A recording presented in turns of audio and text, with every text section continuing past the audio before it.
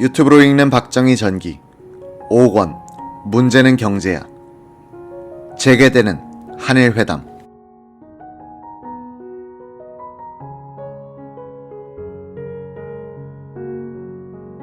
혁명 전부터 박정희의 경제개발 구상 속에는 한일 국교 정상화를 통해 일본의 자금을 이용하겠다는 개념이 서 있었다. 당시 박정희는 측근에게 이런 말을 자주 했다고 한다. 무엇보다도 자금이 필요하다. 미국이 도와준다고 해도 원조를 배로 늘려줄 리도 없고 믿을 수도 없다. 그러나 일본으로부터는 한국이 당당히 받아낼 돈이 있지 않은가. 그것을 반일 감정이니 굴욕이니 하여 망가뜨리는 일은 대단한 국가의 손실이다. 자립경제를 이루기 위해서는 공업, 입국을 해야만 한다. 여기에는 미국의 원조가 필수적이다. 그러나 미국 놈들은 시의 원조뿐이다. 그렇다면 자유당 때부터 민주당이 이르기까지 지루하게 끌어오던 한일회담을 타결지어 청구권을 받을 수만 있다면 민주당이 구상했던 경제개발 5개년 계획을 보강, 실천할 수 있다. 한일 국교 정상화는 제2차 세계대전 후 미국의 동아시아 정책의 한 핵심이기도 했다. 5.16 주체 세력들은 이승만 정부의 대일관에 대해 상당히 비판적이었다. 이승만은 좌익 소탕을 이유로 일제시대의 헌병과 경찰 출신들을 포함한 친일 행위를 했던 토착 지주 세력들을 대거 포용하면서 국내 여론으로부터 비판을 받기 시작하자 대일 외교 현안에 대해서만은 강경책을 고수했다. 이승만 대통령은 1952년 1월 18일을 기해 한반도 주변 수역의 해양 주권을 선포했다. 해안에서 평균 60해리에 달하는 이 평화선은 일종의 배타적 경제 수역으로서 일본 어민들의 어로가 금지되고 평화선을 침범한 일본 어선들은 납포되기 시작했다. 1951년부터 1953년 사이 3차에 걸쳐 열린 한일회담은 대일 청구권 문제와 어업 문제가 주제가 됐다. 그러나 양측의 견해 차이만을 확인하는 결과만 가져왔다. 특히 제3차 한일회담이 계속되던 1953년 10월 15일 일본 측 수석대표 구로다가 일본의 36년간 한국 통치는 한국인에게 유익했다는 발언을 함으로써 회담은 결렬됐다. 1958년 4월 15일에 재개된 제4차 한일회담에서 비로소 견해 차이를 좁히는 데까지 왔으나 한국 내 정치 혼란이 가중되자 일본은 관망하는 태도를 취했다. 4.19 이후 민주당 정권이 들어서자 제5차 한일회담이 열렸지만 회의는 개최도 안 된 채 5.16을 맞았다. 민주당 정권이 들어서자 주일 한국무역대표부에 근무하던 유태하 대사는 이승만 대통령의 비자금 500만 달러를 숨겨둔 장본인으로 지목됐다. 민주당 정부는 유태하의 여권을 취소시켰고 대사직에서도 해임시킨 채 소환 명령을 발부했다.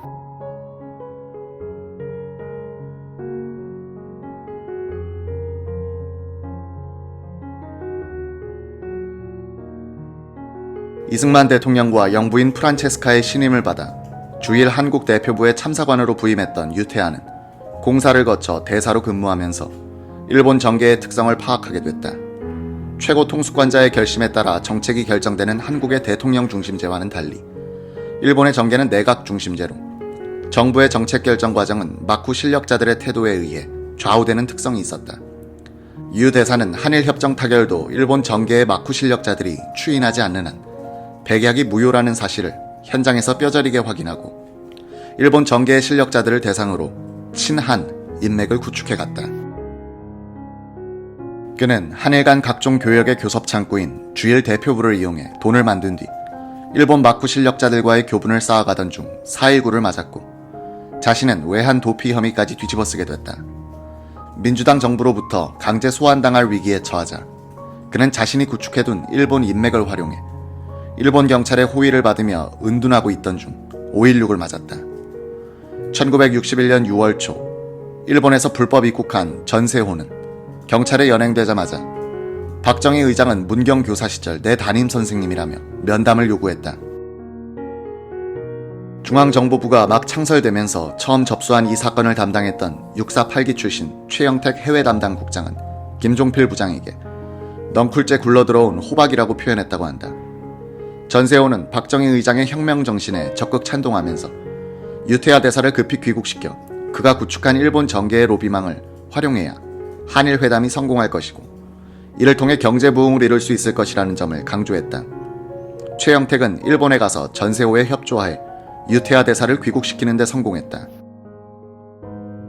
최영택은 유태하 대사를 서울 정동 호텔에 구금시켰다. 이병희 서울 지부장이 수사를 담당했다. 이병희는 유 대사에게 두 가지 사실을 집중 신문했다. 첫째는 이 박사의 비자금 500만 달러의 행방이었다. 유 대사는 날 믿어주시오. 비자금은 모략입니다. 한일 교역을 통해 자금을 만든 것은 사실이지만 이것은 친한 인맥을 만들기 위해 투자한 것입니다. 날 데려왔던 최영택 국장을 만나게 해주시면 모든 것을 다 털어놓겠습니다. 라고 하소연했다고 한다. 중정 측은 비자금을 찾을 수만 있다면 각종 공작 자금으로 유용하게 쓸 수 있을 것이라는 기대에 부풀어 있었다고 한다. 조사 결과 이 박사의 비자금설은 사실 무근임이 밝혀졌다. 두 번째로 추궁한 것은 유 대사의 일본 내 인맥이었다. 유태하 대사는 최영택 국장에게 조국의 발전을 위해서라면 얼마든지 협조하겠다며 자신이 구축해온 일본 정계 내 막구 실력자들의 인맥을 전부 설명해갔다. 그는 최 국장께서 일본에 가시게 되면 잘 됐습니다. 여지껏 투자한 것을 잘 활용해 주십시오. 라고 했다. 최영택은 유태하 대사로부터 받은 진술을 종합해 김종필 부장에게 보고했고 이는 박정희 의장에게도 전달됐다. 최고회의는 막후에 선을 대지 않고서는 한일협정 타결이 불가능하다는 판단을 내렸다. 최고회의는 최영택에게 이 임무를 맡겼다. 최영택은 1961년 8월 1일자로 외무부 주일 참사관으로 발령받고 일본으로 들어갔다. 그의 공식 직함은 중앙정보부 일본 지부장 겸 외무부 정무담당 참사관이었다. 유 대사와 함께 갔어야 했지만 국내 여론이 너무 좋지 않아 단독으로 가야 했던 최영택은 일본 외무성, 제1교포 거류민단 중앙본부, 제1한국경제인연합회 등을 차례로 방문하여 취임 인사를 한 뒤 일본 정계를 살펴봤다. 자민당은 8개의 파벌로 구성돼 있었다. 이른바 8개 사단으로 각 사단의 사단장들이 막후 실력자였다. 최대 파벌은 약 80명의 국회의원들을 거느리고 있었고 가장 작은 계파는 10여 명의 의원들을 거느리고 있었다.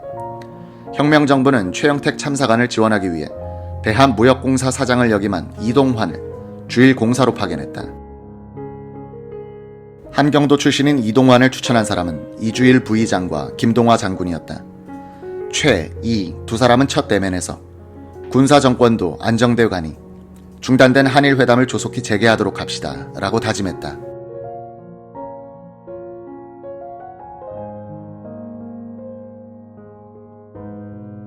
일본 외무성의 이세키 아시아 국장은 한일회담의 재개를 찬성하면서 주일 한국무역대표부 소속의 최영택 참사관을 적극적으로 도와줬다.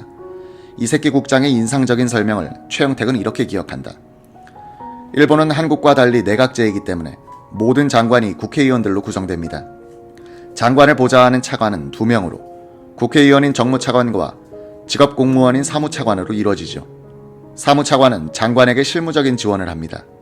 정치인들은 선거 때마다 바뀔 수 있지만 직업공무원인 사무차관들은 그 자리를 계속 유지하기 때문에 정책에 큰 흔들림이 없습니다. 이 때문에 일본의 행정부는 과장 중심으로 구성되어 있다고 해도 과언이 아닙니다. 현직 과장들이 비토를 하면 일본 정치인들은 함부로 압력을 가하지 못합니다. 사무관 출신들이 전문가이기 때문에 일본 정치인들은 한국과 달리 이들의 의견을 존중합니다. 한일 회담을 재개하기 위해 사람들을 만나더라도 이런 점을 염두에 두셔야 합니다. 그는 또 일본 막후의 실력자들이 정책 결정 과정에서 어떻게 영향력을 행사하는지도 상세하게 말해줬다. 외교적으로 교환된 친서나 각서가 실현되려면 막후 실력자들의 찬성이 필수적입니다. 막후 실력자들이 자신의 휘하에 있는 의원들에게는 물론이고 총리 대신에게도 건의와 압력을 가하게 됩니다. 독선적일 수 없는 총리는 모두가 그런 의견이면 따를 수밖에 없지 않는가 라는 식으로 매듭짓습니다. 중정국장 출신으로서 육사 동기 김종필 부장의 뒷받침을 받고 있던 최영택은 어느 정도 자신감이 붙자 일본 정계 거물들과 접촉하기 시작했다. 유태하의 진술만 믿고 찾아간 최영택은 과연 유태하 대사의 로비망 구축이 성공적이었음을 확인했다. 유 대사의 이름을 대고 연락을 하면 일본 정계의 거물들이 거절하는 법이 없이 최 참사관을 만나줬다. 맨 처음 접촉한 기시 노부스케는 전 일본 총리이면서 보수파의 거두로 막후에서 영향력을 행사하고 있었다. 제2차 세계대전 당시 강요로 일했던 기시는 패전 후 전범 재판을 받았다. 그는 일본의 괴뢰국인 만주국 경영의 중심 역할을 한 관계로 만주 인맥의 상징이기도 했다. 박정희 역시 비슷한 시기에 만주를 체험하여 박, 기시 두 사람은 정서적으로 통하게 된다. 1960년 기시는 미일 안보조약 개정안을 비준한 뒤 여론에 밀려 사표를 내면서 총리직을 이케다에게 물려주었다.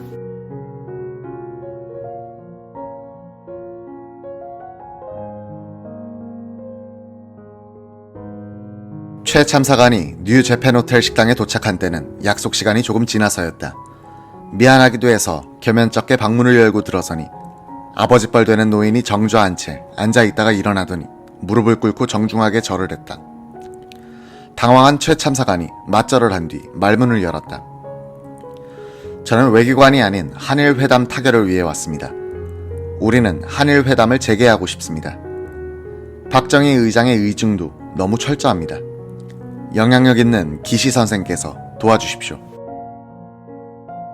나는 원래 한일 회담을 성사시키려고 노력해온 사람입니다. 경제 발전을 위해 한일 회담을 타결하겠다는 박 의장의 의지에 나로서는 감동할 수밖에 없습니다. 내가 이케다 총리를 만나 그 뜻을 전해주겠습니다. 최 참사관이 다음으로 만난 거물은 기시의 동생 사또 에이사쿠 통산상이었다. 그 역시 좋은 반응을 보였다. 최 참사관은 중앙정보부로 1일 보고를 하면서 상황의 진행을 알리고 있었다. 10월 초 양국은 한일 회담을 재개하기로 결정하고 10월 20일로 날짜를 정했다. 최고회의는 대표단장으로 이동환 주일공사를 임명할 것인지 허정 전 한일회담 대표를 다시 기용할 것인지를 두고 최영택 참사관에게 의견을 묻기도 했다. 최영택은 스기미츠스케 상공회의소 회두가 대표단장으로 나설 것 같으며 어느 파벌에도 치우치지 않는 경제통임이라는 답신을 보냈다.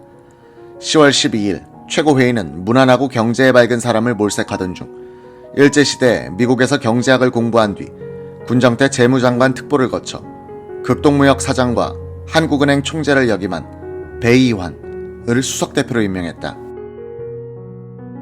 배이환은 5.16 직후 미국 국회의원들과 해외 언론기관들의 혁명 지지를 요청하는 사신을 보낸 사람이다. 배이환은 회고록 보릿고개는 넘었지만 에서 자신이 회담 대표로 임명된 데는 이런 사정이 감안되었을 것이라고 추정하고 있다. 배이환 수석대표는 세뮤엘 버거 주한미국 대사를 찾아가 미국의 태도부터 확인했다. 버거 대사는 우리 미국은 이번 한일 회담을 적극 후원할 생각입니다 라고 말했다. 한국이 경제 부흥을 위하여 경제개발 5개년 계획을 세우고 있는데 이를 성공시키려면 당연히 외국의 선진 기술이나 기계를 들여와야 할 것이고 돈도 많이 필요할 것입니다. 일본을 보십시오.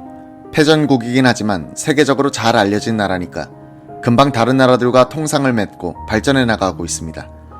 오랫동안 세계에 알려지지 않은 한국의 발전을 위해서라도 국교 정상화는 시급합니다. 박정희 의장에게 인사를 하러 간 날, 배이환은 이런 기록을 남기고 있다. 며칠 뒤 나는 우리 측 대표로 뽑힌 사람들과 함께 박 의장 앞에 나가 인사를 드렸다. 박 의장의 눈매와 굳게 담은 입술에서 강인한 의지를 읽을 수 있었으나 그의 얼굴에는 감출 수 없는 피로의 기색이 보였다. 그만큼 정신적으로나 신체적으로 혁명 과업에 전력을 쏟고 있었던 모양이다. 박 의장 앞에서 선서를 하는 동안 우리는 한일 회담의 성패가 국가의 장래를 위해 얼마나 중요한 일인가를 새삼 절감할 수 있었다. 제6차 한일회담 대표로 선발된 사람들은 모두 22명이었다. 수석대표 배이환, 차석대표 이동환, 고문 이한기를 포함 각부 국장들로 구성됐다. 출발하기 전 이들은 주요 의제가 될 청구권 문제와 어업 문제에 관한 입장을 정리했다. 10월 18일 오후 3시 한일회담 대표들이 일본으로 출국하여 도쿄 히비야 파크 호텔에 들었다. 다음날 배이환 수석대표는 일본 측 수석대표 스기를 만나 인사를 나눈 뒤 외무성에서 고사카 외상을 만났다. 배 수석은 양측 정치 지도자들이 한일회담이 연내에 타결되기를 희망하고 있음을 확인했다. 실무자 입장에서는 2달 남짓한 시간으로는 역부족임을 느끼고 있었다. 10월 20일 한일 양국의 첫 대표회담이 열리기 직전에 배이환 수석대표는 이케다 총리를 예방했다.